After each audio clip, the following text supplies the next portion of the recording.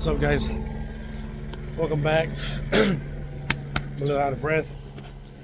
Started cleaning up the engine. Since I have it here, we don't have any parts that we're needing at the moment, but I mean, it needs to be cleaned anyway, so I just started on it. No fancy tools, just wire brush, some degreaser, and a whole lot of mess, honestly. But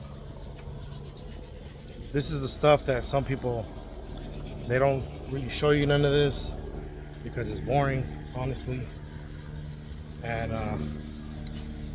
but for those of you that are going to be doing LS swaps at home, you know, sometimes this is the type of stuff that you need to see, because you know, it's not as easy as it looks, honestly. You want something that's going to look halfway decent once it's in and once it's done.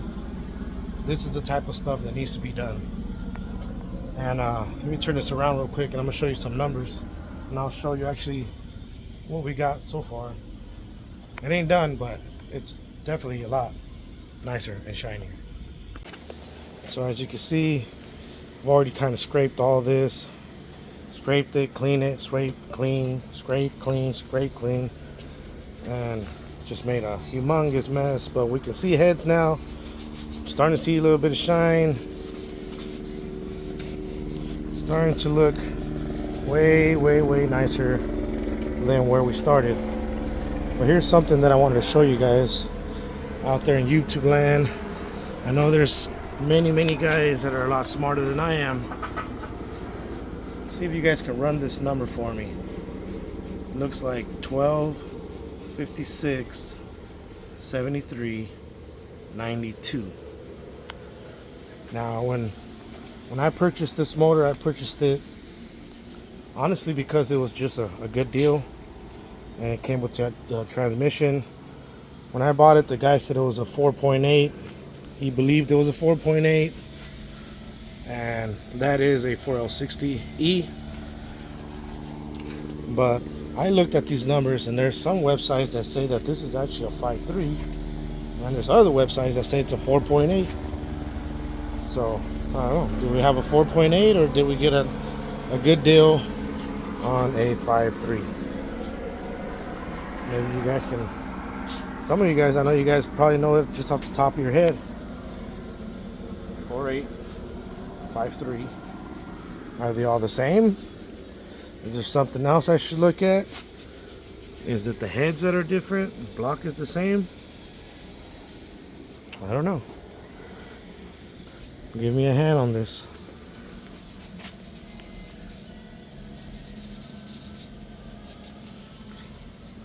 Good 5.3 or a 4.8? Got my son over here.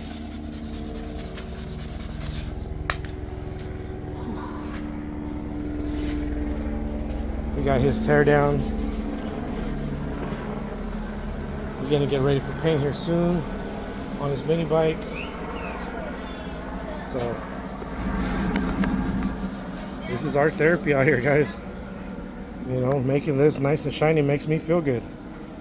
That's gonna be my oldest son's first mini bike, and once he puts the whole thing together himself and he rides it and people say, man, it's a nice looking bike, he's gonna know exactly why I do what I do.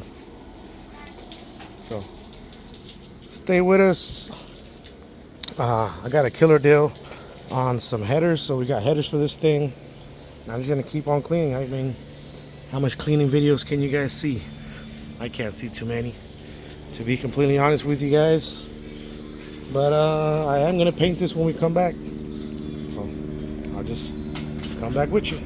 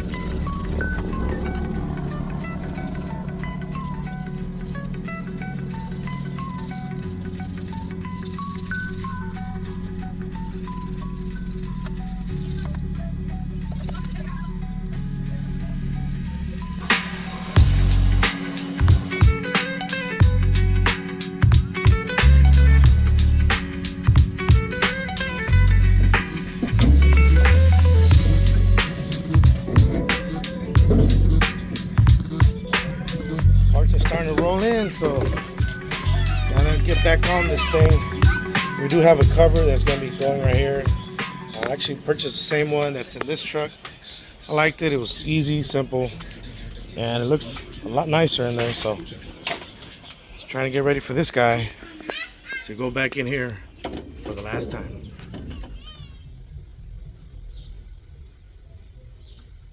Somebody was in here working 24/7. Glass pipe, huh?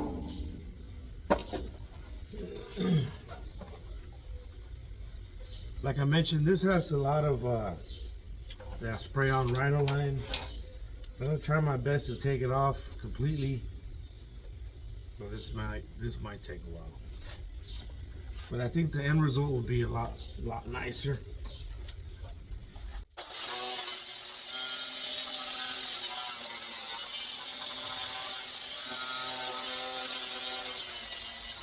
Let's see what we've got so far.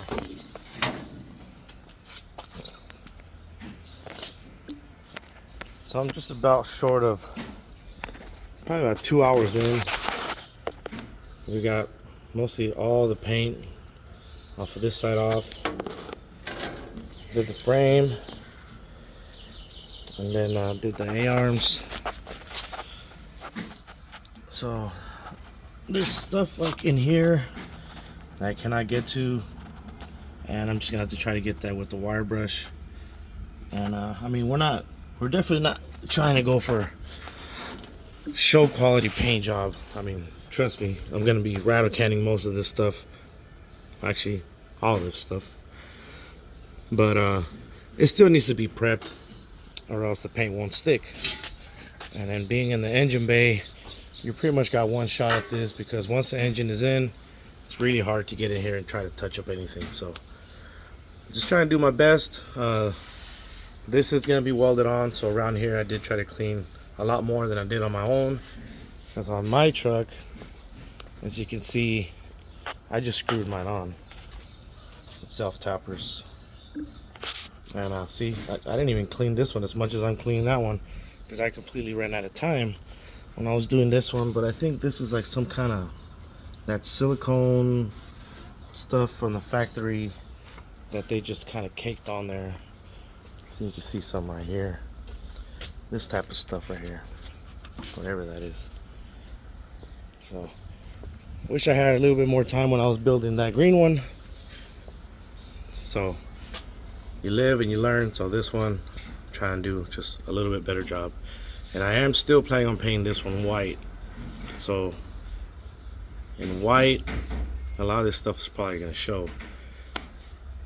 There's a bunch of holes in here that I'm going to be welding up, grinding flush. 2 big holes down there. I'm not sure what those were for. Gotta find some type of sheet metal to fill that up.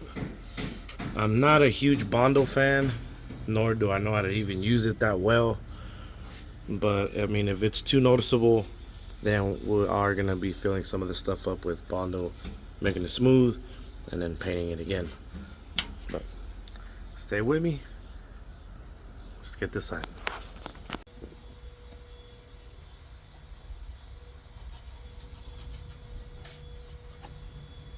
This is the stuff that nobody really likes to show you guys, but it needs to be done. Honestly, if it wasn't rhino lined before with this spray stuff, or maybe they rolled it on, I honestly would have just sanded it and painted over the paint. But since some of it's stuck and some of it's not there no more, whatever color I paint over it, you're gonna be able to see this on the bottom, and it's just gonna look like crap.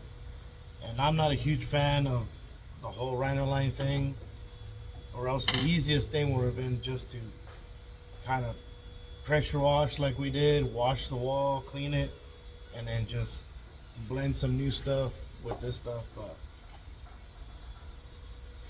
show must go on. Let's keep going.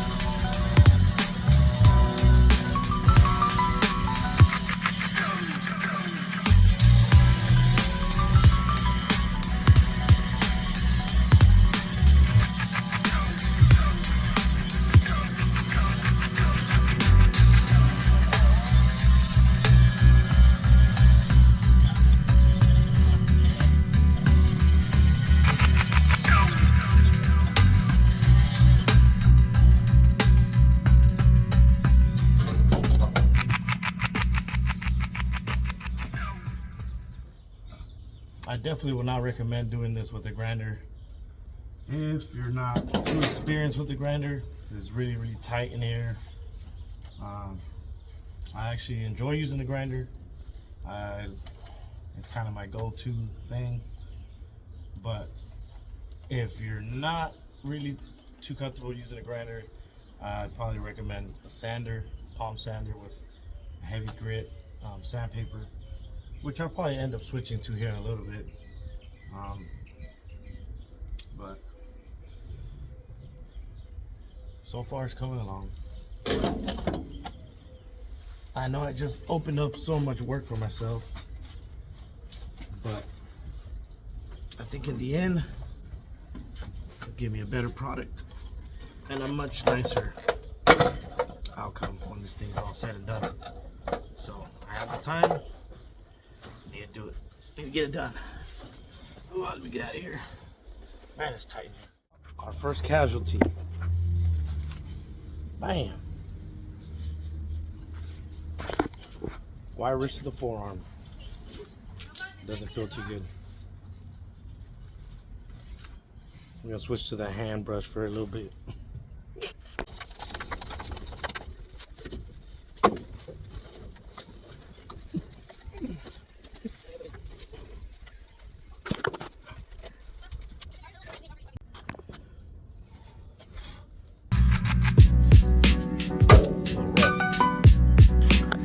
But like I mentioned, the wire wheel in here is a little tight, and I pushed my luck trying to get to places that I knew I couldn't get to. And also this is supposed to have a guard on it, but took the guard off, that way you can get, you know, the bottom spots and everywhere. That's kind of part of the show. This is supposed to be sandblasted. I don't have sandblast money, so this is how I do it. And that stuff happens. So all the big stuff's pretty much done. We'll try to get this in all the little nooks and crannies. Throw some degreaser and all that, probably just heavy degreaser, and hook up that power wash and rinse it down. Let's see if we let it dry. We'll take a look at it, and we might be able to start painting something. Go to a store and get some paint for one, because I don't have any paint. Started working on these filler panels here, and I forgot, because I already put the one behind there. If you remember, there's just a circle behind there, but the circle goes first, and then I got welded on, sand pad, blend everything flat, and right now this one's just tacked on here. But I started already doing the little beads in between. You really don't want to do, you know, a long piece, even though your head is telling you to do it. I mean, this one's actually too long, but like I said, your brain wants you to do it. Just don't do it. Just do a tack, attack, attack, and attack. Then tack in between those tacks, and then tack in between those tacks until you fill the whole thing up, or else this thing is going to pull. And just welding in general, anything like this, especially thinner stuff, I mean, I know better myself, but I'm kind of just watching it. Right now it's actually too warm, so now I just have to let it sit, because I didn't listen to my own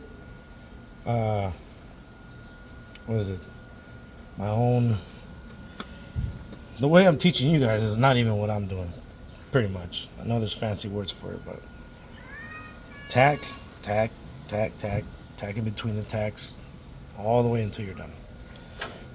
And we're not gonna go with white.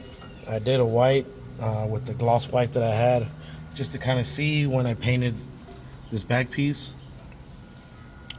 And nah, you could just see way too much of the imperfections on the wall, and you know, it was actually just gonna look worse. And most of it is because of all this old paint that's on there, and then all of that rhino line stuff that's on there. It's too much, it's too thick. The transitions from here to that panel, you can see all that. So I actually have to sand all this, which I was trying to avoid, but I guess it's just snow avoiding it. So as you can see, I already kind of started. I'm gonna let this dry and then sand it all back down. You know, back there I was just more worried about getting some paint on there before I get ahead, because I'm not gonna be able to paint back there and I don't want nothing back there to rust. So back there is just kind of like a rust prevention type thing, but everything that's gonna be painted, I'm gonna have to sand. And it's not too bad actually. I have some 600, I believe it's a 600. I'll double check, but it's about a pack at the good old Harbor Freight. And I kind of just went over it real quick and it took it down pretty fast, so I'm fine with that. I'll just continue with, probably grab the other one, tack the other one, and I'll just kind of jump in between these two until they're done, and then I'll bring you guys back. Okay, I got the other panel on here. I kind of wanted to show you guys a little bit more up close on what I was talking about as far as tacking these things up. Don't run stringers. I don't know how you guys know them as. I know them as stringers or a long pass. Do them in tacks. Tack, tack, tack all the way around. These are bolt holes. That's why it looks kind of bigger. There's a bolt hole behind there, kind of like that one here. But tack your way all the way around, and then say there's a tack here. Sorry guys, I got you guys facing the other direction. Say there's a tack here and there's a tack here, you tack in the middle.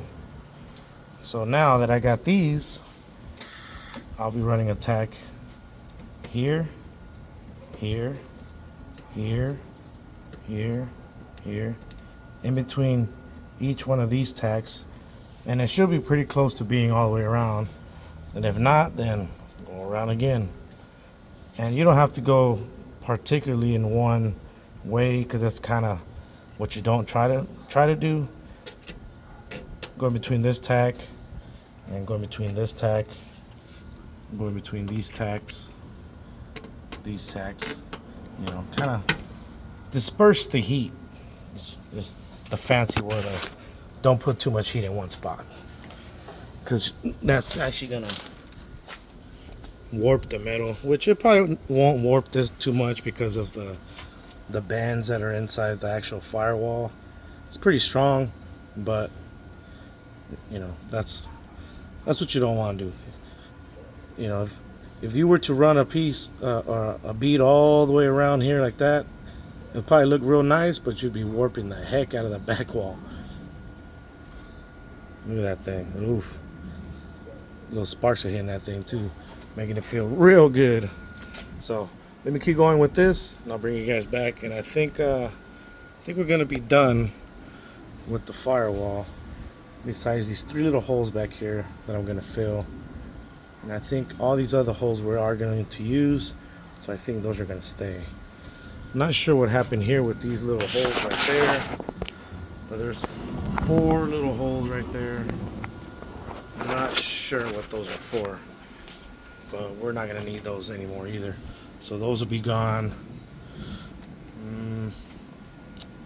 Yeah, I think that's it. Every other hole, like these down here, we can use those for sensors or wiring.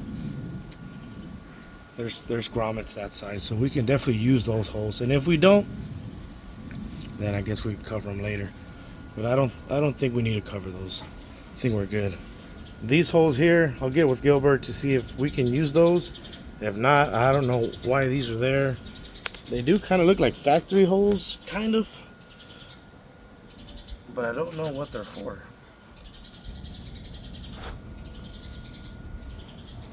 You know, because they're both exactly the same, so I don't know. My other truck doesn't have that, so if you guys know what those are for, let me know down below what those are for.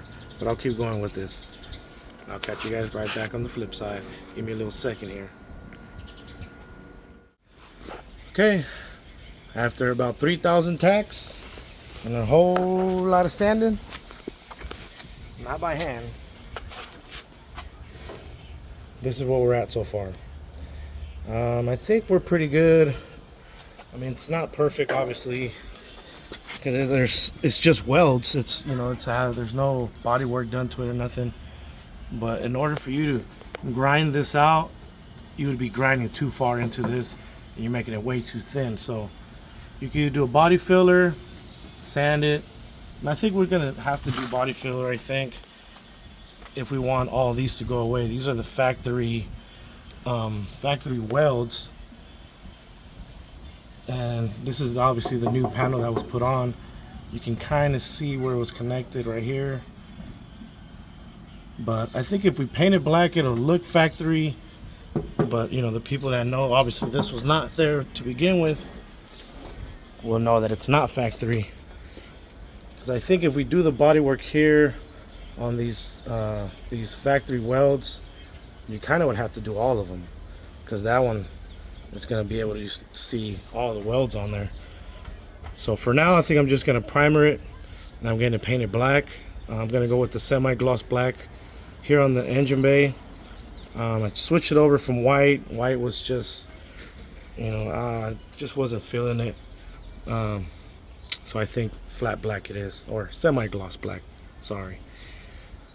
I'm gonna have to sand this with sandpaper, like I mentioned a little while ago. The high lows on the paint surfaces and the unpainted surfaces and the painted surfaces, like right here, you can tell that through the paint, and I don't like the way that looks. So I'm gonna go ahead and sand this, continue to sand this, and hopefully by the end of this video we'll have a good starting point, having this firewall nice and clean and black. So we'll be back. All right, got everything just about swept up now, cleaned up, but everything is full of dust. So I'm gonna hook this guy up, clean this thing, probably move the canopy out of the way, and we got plenty of sun right now, so hopefully it'll dry it up, and we'll paint this thing black.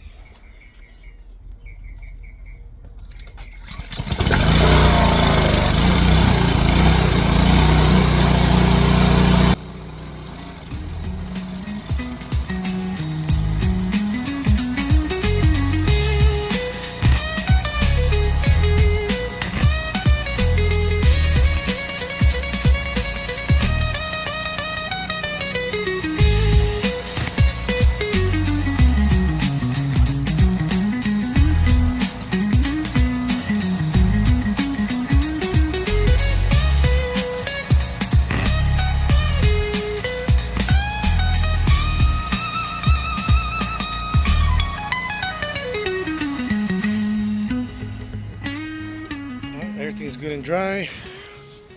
I did a final wipe with this spray away glass cleaner. This is what my go-to to clean the metal before I paint. I know there's stuff that's way better out there, guys, but this is available pretty much anywhere, and it works very good. So this is what I use. That's what I recommend. If you guys have something better, hey, use that, or tag me in what you use. Let me know. Maybe I'll try something different. But we all know whenever you're ready to paint, it starts to get windy. So here comes the wind. But since we're in here, it's all good in the hood. We're gonna paint. So I hope the wind don't knock you guys over. I'm trying to do just a little piece. Oh, that thing's already shaking. Let's put some paint down so that wind gets that thing knocked down. Let's go with number 4 it is.